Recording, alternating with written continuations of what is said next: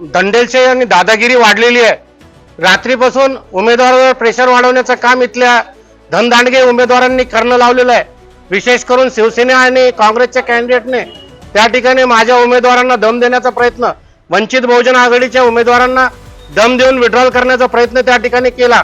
माझ्या 2-3 उमेदवारांचा मला फोन आल्यानंतर मी धावत पळत या ठिकाणी नगर परिषदेच्या पुढे आलेलो आहे आणि मी विनंती करतो शासनाला आणि प्रशासनाला की धमकी न देता इथं फेअर इलेक्शन करा आणि ज्यांनी माझ्या उमेदवाराला धमक्या दिलेल्या आहेत त्यांच्या विरोधामध्ये मी आता पोलीस स्टेशनला जाऊन त्या ठिकाणी कंप्लेंट करणार आहे।